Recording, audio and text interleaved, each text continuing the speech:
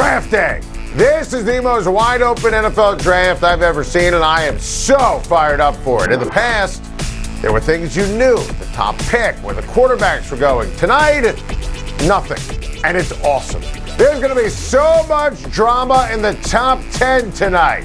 If I'm the Jacksonville Jaguars with the top overall pick, I'm taking Aidan Hutchinson. I don't even think twice about it. Aidan Hutchinson is the best player in the draft. The productivity in college is just off the charts. And I think at the end of the day, it's about what they do on Saturdays and how it projects to Sundays. And I really think that Hutchinson can be a Bosa brother. And that, to me, is the ultimate praise. And it's warranted. And if for some reason he doesn't go number one, A, people in Jacksonville should lose their jobs. B, Detroit absolutely has to scoop up the Michigan product at number two. I don't want to hear any other names floating around. And at number three, the Houston Texans cannot take Stingley over my guy, Aquanu. You just can't do it. I like Stingley, but he's not even the top corner. That's sauce. Aquanu is a stud, one of three offensive tackles that I believe are going to go top six. Aquanu, Neal, Cross, three of the best players in this draft. Houston, Giants, Carolina Panthers have huge need, of course, at the left tackle position. Whoever grabs those three cats, going to be sitting pretty. That's a win. As opposed to, the ultimate loss of passing on the best player in the draft. Do the right thing, Jacksonville. After years of being run into the ground by the arrogant and ignorant Dave Gettleman, new Giants general manager Joe Schein is inspiring. And tonight, the Giants finally join the football world. No Gettleman, no influence of the Mara kids or ghosts of Giants past. And I think that the Giants, picking at 5 and 7, have a great opportunity to win and own the NFL draft. And considering the Giants have been the worst team in the NFL over the last 5 years, that is rather significant. And honestly, in a very subjective draft, you have to trust your brass. You just have to trust the people making the picks. I would love to see the Giants draft their highest rated tackle at 5 or 7, preferably 5. But depending on which defensive players are on the board. I think that Thibodeaux would be an absolute rock star with the Giants because of his ability to sack the quarterback and his amazing personality. And if he falls, Giants could absolutely pounce. The Giants haven't had a player the opposition feared on the defensive side in a very long time. I love Sauce Gardner. I think he would be a steal for the Giants, excellent for New York, especially in Wink Martindale's defense at 5 or 7. Of course, there's the option of trading down, accumulating some picks, and that's out there. Strength in numbers, as obviously Schein and Brian Daboll inherited a team without players. Nice job, Dave Gettleman. But I kind of dig these guys taking high-impact players high in the draft. Now, the news came down today that the Giants have declined the 50-year option on quarterback Daniel Jones. Good. He's not the answer. Another failed Gettleman pick and an easy first guess. But, not every team gets this right when it comes to the quarterbacks and the 50-year option. See Carolina with Sam Darnold or the Browns with Baker. Schein and Daboll nailed it. Yet another reason to believe in the Giants tonight. Cry me a Rivers, Doc Rivers. Are you kidding me? What a loser's lament from a known choker. How's that as a backdrop with tip-off of Game 6 between the spiraling Sixers and the Toronto Raptors in an hour from now? Excuses. That's Doc Rivers basketball. Maybe Doc needs a refresher on all of the failures in his career. I mean, this is not a random occurrence. It's on him. He's the common denominator here. And those Clippers teams, they were supremely talented. Oh, anything can happen in the bubble. I mean, please. What a joke. What a joke. Those were teams that were wound tight and played their worst when it mattered the most. And then you think about these Sixers. They're choking. They're blowing it. The shorthanded Raptors have destroyed them in the last couple of games. And honestly, this series seemed over after Philly smoked the Raptors in Game 1, Game 2. Now, Toronto outplayed them in Game 3, but lost in overtime, and it's really been all Toronto for the vast majority of this series. More energy, better coach. Joel Embiid isn't 100%, and, oh, baby, has all the makings. All the makings of another Doc Rivers failure. And, of course, no team in NBA history in the postseason has ever come back down 0-3. But this is Doc Rivers. This is James Harden. Two legendary frauds in the playoffs. And if there was ever one coach to make the wrong kind of history, it's Doc. I can't find one tangible or intangible reason to favor the Philadelphia 76ers tonight. I think the Raptors force a Game 7. Doc Rivers won't let his team win. I feel like I'm going to have a great production year one. Honestly, I have plans on winning Rookie of the Year, so that could be in the works. I'm trying to just get back as soon as possible, though. Just really not rushing it or anything. I'm going to make sure I'm 100% before everything come back. But really, the Rookie of the Year is the main play in the rookie season. A lot of great hair in that. Shot. Welcome back. Time to shine. We have a whiteboard, and we're going to use it. Wide receiver Jamison Williams with some lofty goals, talking to our friend Evan Washburn for that of the pregame show on CBS Sports Network last night. So Williams' confidence is absolutely spot on. I mean, this guy is going to be a star. He is in a really strong draft class at the wide receiver position. Jamison Williams is the best of the bunch. I wouldn't have to try and sell you on that if he didn't tear his ACL. But this guy makes big plays in big spots. And this video is perfect because it shows Williams' top-end speed.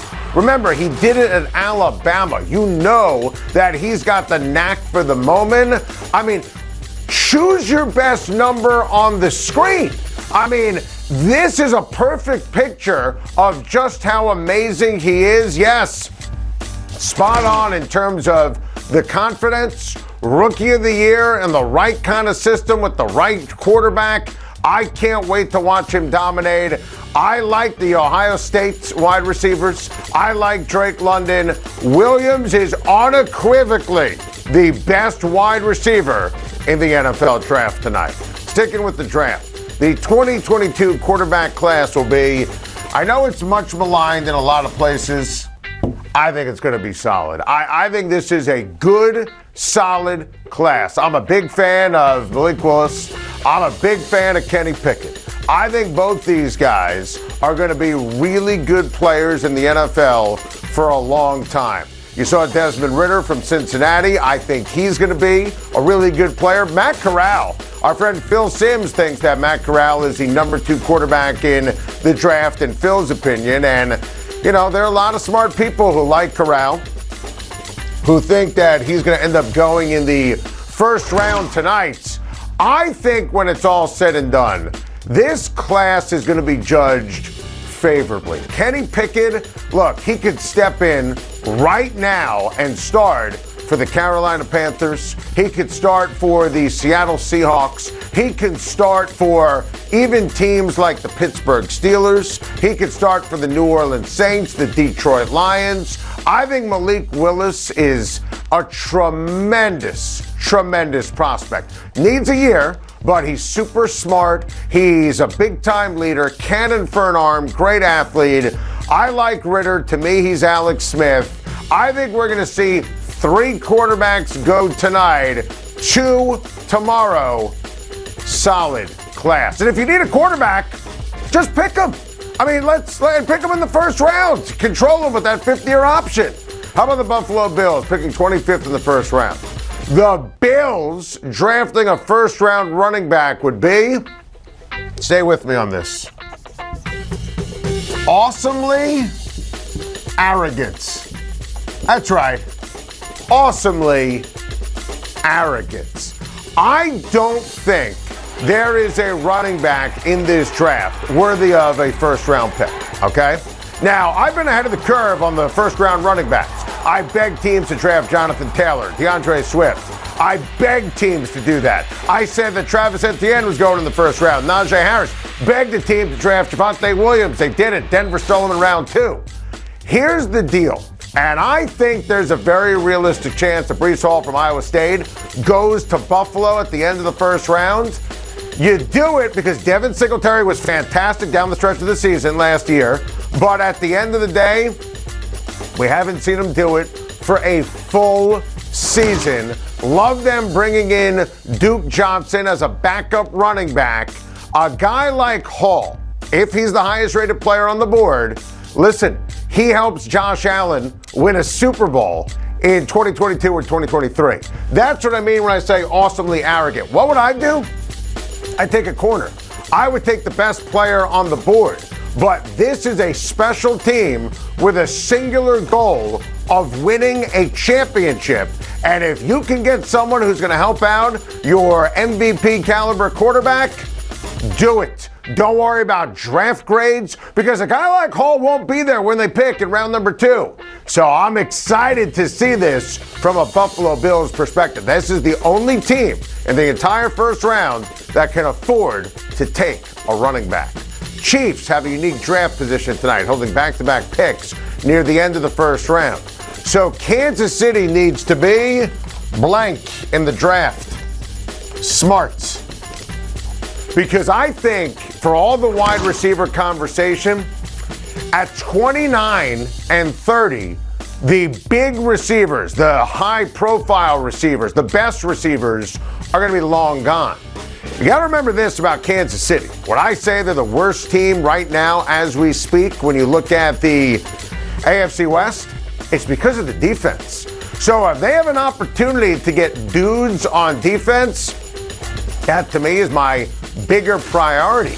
You can't replace Tyreek Hill when you take a look at the draft tonight in that position. Now, you want to take those 2 picks and trade up? Love it. That's being smart. You want to go defense at 29 and then trade out? Someone trades in for one of those aforementioned quarterbacks? Smart. But remember, defense is the major priority tonight for the Kansas City Chiefs. NBA. Bucks cruised past the Chicago Bulls last night to set up a showdown with the Celtics in the East semifinals. So, Milwaukee versus Boston will be special. Oh, I can't wait for this. If you love sports, if you love basketball, this is going to be special. Giannis Antetokounmpo looking to win another championship. And listen, this Boston Celtics team has got it going on. The fact that Chris Middleton is hurt is everything. Oh, by the way, you have the delicious backdrop, of course. Boston had no fear playing Brooklyn and decided to go for it and go for the 2 seed, and they're going to have home court. Milwaukee wanted the better matchup with Chicago. Now, Boston has home court. Boston swept Brooklyn. I think that the Celtics right now are clearly the best team in the East. I think they're going to beat Milwaukee. They're going to win the Eastern Conference, and they have a realistic chance to win a championship this year. This is going to be amazing. The Celtics and Bucks, it's going to be special, and I think Boston will win this series in 6 games. Thank you for watching. Please like and subscribe, and don't forget to hit the bell for more videos.